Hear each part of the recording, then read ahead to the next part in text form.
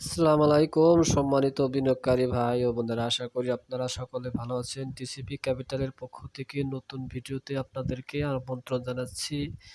আজকের শেয়ার বাজার পর্যালোচনায় আশা করি কয়েকটি মিনিট আমার সাথেই থাকবেন। আর সবসময় একটি কথা মনে রাখবেন, শেয়ার বাজার ঝুঁকিপূর্ণ। এখানে জেনে বুঝে শিখে বিনিয়োগ করুন, নিজের পুঁজি নিরাপদে রাখুন, কারো কথা শুনে বিনিয়োগ করবেন না। আমরা এখন ঢাকা ডিএসসি ইন্ডেক্সটির চার্টটি আমরা দেখে নেব। ঢাকা ডিএসসির এক্স ইন্ডেক্স বর্তমানে অবস্থান করছে ৬,৩৪২ পয়েন্টে। আজকে ৬,৩২০ পয়েন্টে ওপেন হয়েছিল, হাই করেছিল ৬,৩৫৫ পয়েন্টে, আর লো করেছিল ৬,৩২৪ পয়েন্টে। আজকে ২২.২৬ পয়েন্ট প্লাস করে ৬,৩৪২ পয়েন্টে অবস্থান করছে। আজকের লেনদেন হয়েছে ৮১৮ কোটি টাকার মতো। আর টোটাল আজকে ২১৬টি কোম্পানি আজকে প্লাসে ছিল, আর মাইনাসে ছিল ১২২টি কোম্পানি, আনচেঞ্জে ছিল ৫৭টি কোম্পানি। আজকের বাজারে যারা পজিটিভ রাখার জন্য সবচেয়ে বেশি ভূমিকা পালন করেছে, প্রথমে রয়েছে ওয়ালটন কিন্তু আজকে ৪.৩৫ পয়েন্ট প্লাস করেছে।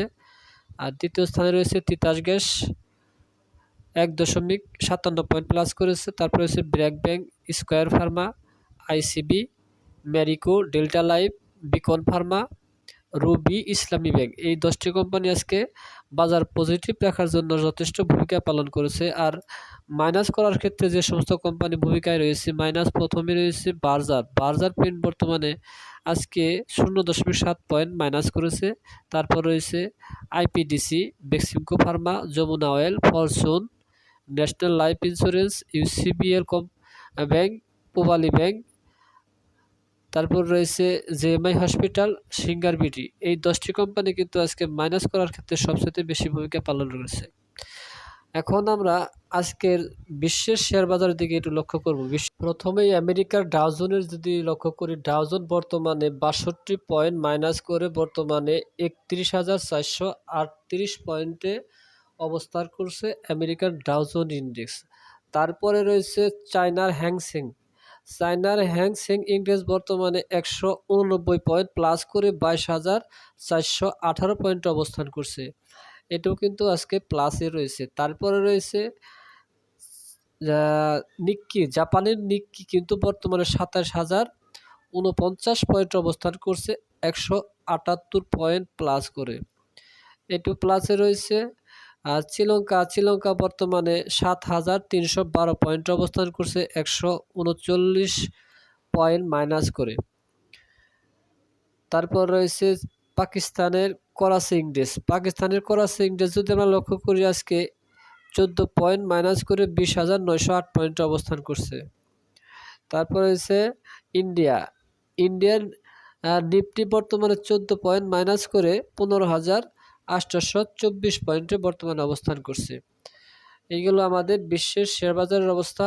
এখন আমরা আমাদের ডিএসসি ইন্ডেক্স আজকের শেয়ার বাজার কেমন গেল এবং কি আগামীকালকে কেমন যেতে পারে আমরা টেকনিক্যালি চার্টের মাধ্যমে একটু দেখার চেষ্টা করব। আজকে আমাদের বাজারটি ওপেন হয়েছিল ৬,৩২০ পয়েন্টে, কিন্তু আজকের বাজার ওপেন হয়েছিল। আমি গতকালকে বলেছিলাম আজকের বাজার হয়তো বা ৬,৩৪৩ পর্যন্ত যেতে পারবার সম্ভাবনা আছে। ঠিক আজকে ৬,৩৪২ পয়েন্টে ক্লোজ দিল। এখন আগামীকালকের একটি বিষয় হচ্ছে যে বর্তমান যে ৬,৩৪২ পয়েন্টে অবস্থান করছে, তাহলে আগামীকাল কেমন যেতে পারে। তাহলে আগামীকালকের জন্য ৬,৩৪৭ পয়েন্টে আমাদের একটি রেজিস্ট্যান্স আছে। বর্তমান অবস্থায় ৬,৩৪৭, আজকে ৬,৩৫৫ পর্যন্ত উঠেছিল, কিন্তু ওখানে ক্লোজ দিতে পারে নাই। যদি ওখানে ক্লোজ দিত তাহলে হয়তো আগামীকাল একটি ভালো বাজার সম্ভাবনা আরও ছিল। তাহলে আমরা কিছুটা একটি মিশ্র প্রবণতা লক্ষ্য করছি। কারণ হইল আগামীকালকে যদি ৬,৩৪৭ উপরে বা ৫০-এর উপরে যদি ক্লোজ দেয়, তাহলে আমাদের রেজিস্ট্রেশন থাকবে ৬,৪১০ পয়েন্ট পর্যন্ত। ৬,৪১০ পয়েন্ট পর্যন্ত পাওয়ার সম্ভাবনা থাকবে। এখন আমরা যদি লক্ষ্য করি আমাদের বর্তমান যে সাপোর্ট রয়েছে ৬,৩২০, আগামীকালের জন্য ৬,৩২০ হচ্ছে প্রথম সাপোর্ট, আর দ্বিতীয় সাপোর্ট হচ্ছে ৬,২৯৮। এটা হলো দ্বিতীয় সাপোর্ট। দেখার বিষয় আগামীকালকে ৬,৩৫০-এর উপরে ক্লোজ যদি দেয় তাহলে আমরা বাজার আরও পজিটিভ পাবো। আর যদি হয়তো সকালবেলা বেড়ে যদি আবার বিকালবেলা এসে ৬,৩২০-এর ক্লোজ দেয় তাহলে হয়তো আমাদের বাজারটি মিশ্র প্রবণতায় থাকতে পারে। হয়তো আমাদের বাজার আগামীকালকে মিশ্র প্রবণতা থাকার জন্য সম্ভাবনা রয়েছে। এখন আপনারা আপনাদের টেকনিক্যালি অ্যানালাইসিস করে নিজস্ব মতামত নিজস্বভাবে অ্যানালাইসিস করে বিনিয়োগ করার চেষ্টা করবেন। এটা হলো আমার ব্যক্তিগত মতামত। আমার যতটুকু ধারণা বা অভিজ্ঞতা থেকে আমি যতটুকু পারি বলার চেষ্টা করলাম। ভিডিওটি দেখার জন্য সবাইকে অসংখ্য ধন্যবাদ। আসসালামু আলাইকুম।